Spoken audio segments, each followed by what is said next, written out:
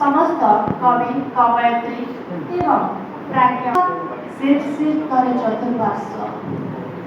सरसर शीर्षिर करे चतुर्पार्श्व घड़ घड़ करे बादल राज चमकी जाए बिजुड़ी राणी अक्षी पलकरे विद्युत मणि अभि विराजती बरसा राणी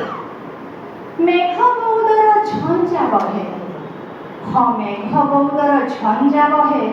निदाघ कालरे मलम खंजे झुम झुम करी नर्तकी नाचे प्रेक्षक मन को छुने हरसे अस्थिर अमोघ प्रेम बरसे बादल बादल आलिंगने मजे परिणामे भीषण जलत गरजे बसुमती अम्बुद सिंचे उन्मत गजपरी पंकिल दिशे मेदिनी शांत पुणी जल मगने मेदिनी शांत पुणी जल मगने कुनी कुनी कन्यका घूरी बुला कागज डंगारे क्रीड़ा करती साथी माने डाकी मेघे भिजते उष्मता को पासोरी दिए से बाला उष्मता को पासोरी दिए से बाला झड़ी वृष्टि रे कृष्ण केश करे मुकुड़ा ओदा जुलुबुलु वस्त्र पतला बपू को जड़ाई धरे से लज्जा शिरा बिजुली राणी को अनुरोध कर आलोक थमाई तनु को करे लुंठित हाँ आलोक थमाई तनु को करे लुंठित ए बिजुली राणी करे उपहास मौज करे अलम कुमारी सहित विस्तारे आलोक परिवर्धित कृष्णकाय कुंडले परिवेष्टित सरमी जाए सीता लवंग लता सरमी जाए सीता लवंग लता झुमी जाए धाई आसे बारंडा हस संकुचित करी से कंपमाना प्रच्छन्न करे श्रीमुख चंद्र तनु मन से कीर्तन कला पुणी हस्त प्रसारिते छपर तले पुणी हस्त प्रसारिते छपर तले उपवेष्टिता सलिल युक्त संच बेले साधव पुत्र को स्वप्न रे मिले भाभी भाभी सरे तमसा तले बारिद कुमारी तुम्हें शांत हेले हाँ बारिद कुमारी तुम्हें शांत हेले कविता मो मनर अकुहा कथा धन्यवाद समाज सेवी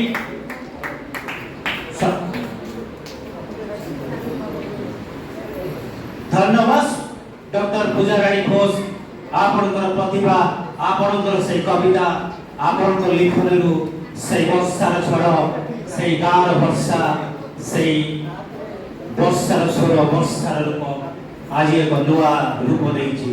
धन्यवाद पूजाराणी घोष स्वागतिका फल्ले धन्यवाद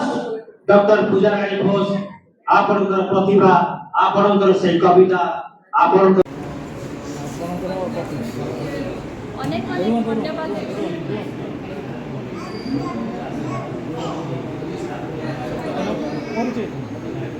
ମୁଁ ଡକ୍ଟର ପୂଜାରାଣୀ ଘୋଷ ମୁରଲୀଧର ଉଚ୍ଚ ବିଦ୍ୟାପୀଠ ମଙ୍ଗଳାପଦା ଧାମନଗର ବ୍ଲକ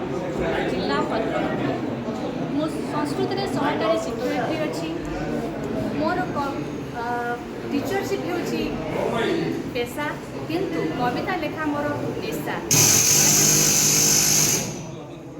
जहाँकि मोर +2 बेलू से गुणटा प्रस्फुटित होता जहाँकि मोर वंशगत गुण मो जेजेबापांकर ताहा जीनगत गुण वंशगत गुण से गुण जहाँ मो पाखक आसी विशेष भाव में अनुप्रेरित हुए उत्साहित हुए मो स्वामी प्रेरणा पाए जहाँ कि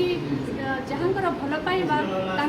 से सब स्रोत है कि मो कविता माध्यम मो प्रकाशित करे जहाँ कि अंगे लिभाए ताहा मो कविता आकार मुझे केवल शब्द माध्यम भाव माध्यम प्रकाश कर दिए जहाँ हो आज महासमर ओंकार सेवा फाउंडेशन एवं देवदूत फाउंडेशन तरफ जो कार्यक्रम प्रस्तुत करा राज्य स्तरीय कविता महोत्सव से कविता महोत्सव रे विभिन्न प्रकार ज्ञानी गुणी प्राज्ञ विज्ञ पंडित माने